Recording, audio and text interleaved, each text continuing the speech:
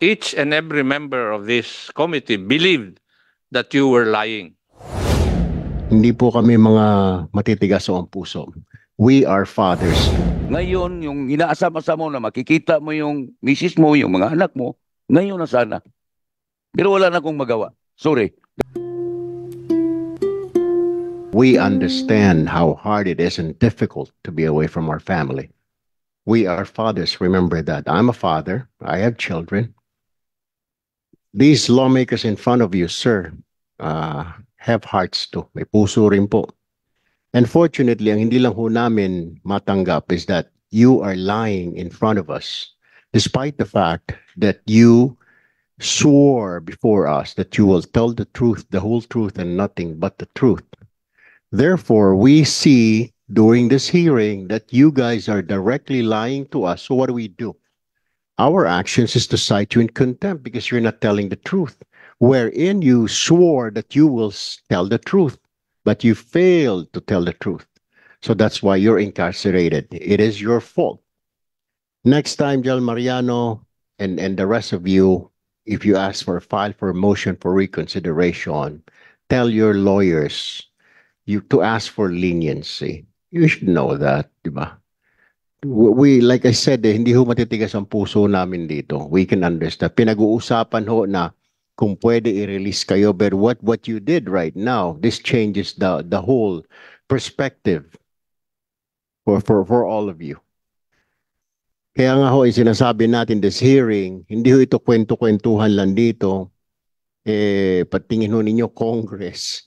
Hindi ho eh. This is a committee hearing. We're trying to find out and in aid of legislation that how we can avoid this kind of incidents para hindi na po tularan ng iba after your junior officers, hindi na po gayahin yung kapalpagan na ginawa ho ninyo. So yun lang ho, Mr. Chairman, paalala ko na kaya sila, because I saw that the way I interpret that motion for reconsideration is that you're saying we rush into judgment and gave that contempt. We cited you in contempt, General Mariano, because of the fact that you lied and you were under oath, so we can cite you in contempt. That's all, Mr. Chairman. Yes, thank you so much, Congressman Tulfo and Congressman Vice Chair. Ay, nagtataas pa. Oh, sige, sir. Sige, go ahead. Sir, again, Mr. Chair, my apology. Can I withdraw the MR filed by my lawyer so that not to cause because it is not my intention. It's only about our MR for the lifting of our. So I'm just asking for your general compassionate heart that I will just withdraw the MR since Mr. Chair. Yeah, General Thank you, Mariano, Mr. it's ano naman, we can give it back to you, no? But of course, you have already filed this in the Committee on Public Order. We have received it, but I think we have to just continue with our discussion. Okay, Congressman Ako, please. I do not know if General Mariano knows this. When you get a lawyer to defend you in any case, for all intents and purposes, that lawyer represents you. Now you are denying what your lawyer wrote in your motion for reconsideration. Yun ba ang gusto mong mangyari? You can answer In-engage that. mo yung services ng lawyer na yun eh. For her to protect you and for you to be able to exercise your right. Now, you say na hindi mo alam or hindi mo gusto yung ginawa ng lawyer mo. Is that what you're trying to tell the members of this committee? No, Mr. Chair. Oh, that is how I understood your explanation. Na hindi mo naintindihan yung contents ng ginawa ng motion for reconsideration ng lawyer. But you engaged her services to be your lawyer. How do you reconcile that? Hindi ko lang po na-anticipate yung effect po nung sinulat po ng aking lawyer, but meron din pong kakulang nga po yung sabi ko po nga kanina that I will just asking for this honorable committee for to their compassionate heart that we will be the contempt will be lifted. We will take that for the moment. Pero as far as this representation is concerned, I do not agree that you do not know or you did not believe doon sa sinabi ng iyong abogado. Because when you engage her services, siya na ang magre-represent sa iyo. Second, the protocol, insofar as the proceedings in this house are concerned, may magpa-file ng motion, may magse-second the motion, at tatanungin ng chairman kung may objection. At kung may objection, magsasalita yung lawmaker na nag-object. In the case of the motion filed by the Honorable Tulfo, duly seconded by the Honorable Paduano, hindi kami nag-object. And therefore, each and every member of this committee believed that you were lying. Meron kaming sariling basehan. As far as this representation is concerned, naglalay ka dahil ayaw mong admitin na maaga pa sinabi na ni Colonel Guevara sa iyo kung ano talaga ang nangyari. I would tend to believe o naniniwala ako lalo kay Colonel Guevara than your statement kasi yung statement niya ibinigay niya freely doon sa informal investigation na ginawa ni General Nartates in the presence of his two officers. Inamin ni Colonel Guevara na alas 6 pa lang, nag-report na siya sa opisina mo pero wala ka. At dumating ka ng mga bandang alas 7. If I remember the answers to the questions. Pero hindi mo inamin yun eh. At hindi mo rin inamin na may mga instructions ka doon na ibinigay, which sinabi ni Colonel Guevara. Kaya mas naniniwala ako sa kanya. Because as a matter of fact, pagkatapos na maimbestigahan ni General Nartates si Colonel Guevara, umalis nga siya papuntang Thailand eh. Kasi ayaw niyang pirmahan yung kanya confession. Hindi naman siya pinersa. So, this representation believe na mas nagsasabi ng katotohanan si Colonel Guevara kaysa sa iyo. That's why I did not pose any objection to the motion of the Honorable Tulfo. So, naintindihan mo na siguro yung kalakaran dito sa Kongreso. At kung magfa-file kayo ng motion for reconsideration, huwag niyo masyadong questionin yung aming kuwan kasi we try to observe our rules. Alam namin na pag hindi namin sinunod yung rules namin dito, ay madadala kami sa korte. Yes. Thank you, Mr. Chair. Yeah, sir. Yes, Congressman Rehencia, please. Colonel Guevara, anong class ka, Colonel Guevara? Good afternoon, Mr. Chair. I am Police Lieutenant Colonel Jolet Guevara, PNP Class 2009, Mr. Chair. Ikaw, General Mariano, anong class ka? Mr. Chair, I'm belong to class 1995. This morning we have a discussion with our members of this committee.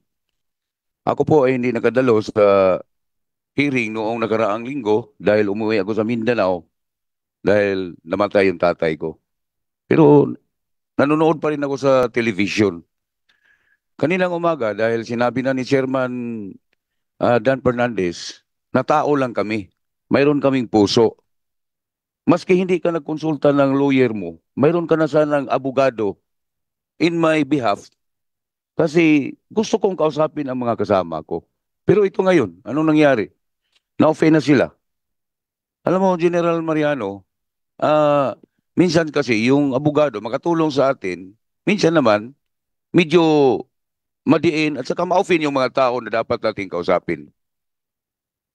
Sayang General Mariano dahil ngayong sana araw na ito ay makaalpas ka na. O hindi lang ikaw, pati yung mga kasamahan mo.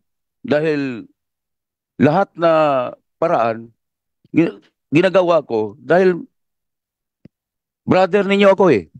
I belong to class 87. Ginausap ko si Chairman Fernandez, si Sir Acop, pati si Chairman Paduano, si Congressman Arrogancia, bukod lang kay Honorable Erwin Tulfo dahil wala siya kanina. So ito sana ang pag-uusapan namin ngayon. Pero ang nangyari, nag-submit ka na ng motion for reconsideration na talagang nagagalit si Congressman Paduano, na-offend si Chairman Dan Fernandez. So ako, General Mariano, I was incarcerated for 1 year, 3 months, 18 days, 2 hours, 47 minutes, and 36 seconds. Walang dalaw yan. Tiniis ko of the crime which I did not commit. Pinagbintangan ako na nag-ambos ng isang kongresista na hindi ko naman ginawa dahil walang sugat. At kung ako ang mag-ambos, tiyak, ubos yun. So, General Mariano, 30 days, dali lang yan. Hindi nga sa, ano dito, mahirap talaga isang ama ka. Kami, mga ama, may mga anak kami, may mga apo pa. Eh, gano'n lang eh. Sana kanina, sabi ni General, ni Congressman Paduano, ni Chairman Fernandez, pag-usapan. I-study lang yung pakikiusap ko. Eh, sorry, ngayon, hindi ko na magawa. Dahil doon sa IMR. Nandito ba si, Major Magsalos? Where are you, Major Magsalos? Good morning, good afternoon po, Mr. Chair. Andito po ako. Oh, yung tatay mo, kaklase ko. Kaklase ko, yung tatay mo. Tapos, sinayang ninyo ba? Si General Mariano, you are the chief of the Southern Police District, am I right? Oh, ang ganda nga ng buhay ninyo dahil nakaabot kayo sa star rank. Eh kami hindi. Eh kung hindi pa ito nangyari, last September, kung hindi pa nahuli ni General Artates, wala, panay ano lang natin yung mga kabuluhan sa ating kapulisan. Ilan lang yan eh. Ilan lang yan. Nadadamay lahat ang nagsusuot ng uniforme. Nakalimutan natin yung mga privileges. We climb mountains and hills just to reach that prestigious institution. Oh, na-memorize pa namin ni Sir Acop. Tapos bakit? Bakit nasisilaw tayo sa mga ganong paraan?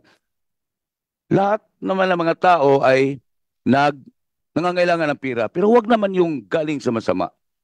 Mahirap ang karma. Hindi ikaw ang mag-suffer sa karma. Yung anak mo or yung mga apo mo. So ito ba? Sana wag na itong pabalik-balik na imbistige tayo.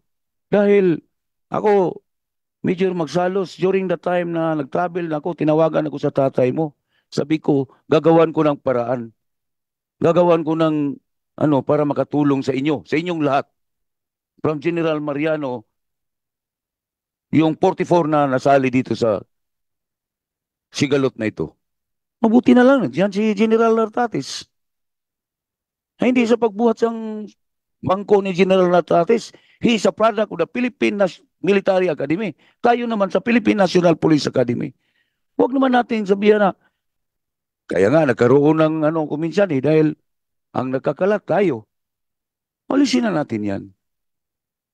Sana ngayong araw na ito, si Sir Acop, malambot ang puso. Si Chairman Fernandez, mas lalong malambot ang puso. Yung sa katabi ko, si Congressman Arrogancia. Hindi nagagalit ito, pero noong nakikita ko sa TV, galit na galit. Eh, magkamag-anak kami dahil siya, Arrogancia, ako, Rehencia. Ganun ba? Sana, General Mariano, Ngayon, yung inaasama-sama mo na makikita mo yung misis mo, yung mga anak mo, ngayon na sana. Pero wala na akong magawa. Sorry. That's all, Mr. Chair. And in addition to that, I just medyo naalala ko lang kasi last week I wasn't able to tell this to the body because I didn't see yet the GR number nung pinile ni Major John Patrick Magsalos kasi nagpetition si Major Magsalos sa Supreme Court eh. 'Di ba? I will ask Major Magsalos if this is true because you have sent this through LBC sa amin eh. And ngayon lang ko lang na-remind, I was not able to tell the body, but since we are discussing this matter, I just wanted to tell you that I don't know if he filed. Did you file? Good afternoon, Mr. Yes. Chair. Yes, Mr. Chair. So may GR number na to. Itatanong ko pa po sa council. O kasi nung pinadala nyo sa amin to, ang naramdaman namin dito, and ako actually, wala ako naramdaman kasi nga wala pa sa GR number. Now na pinursu mo pala yung issue sa Supreme Court, there's already a decision of the Supreme Court on this matter. And again, I took offense on this since napag-usapan na yung kanilang motion for reconsideration. But itong isang to, medyo mas mabigat to dahil nga pinal pa sa Supreme Court.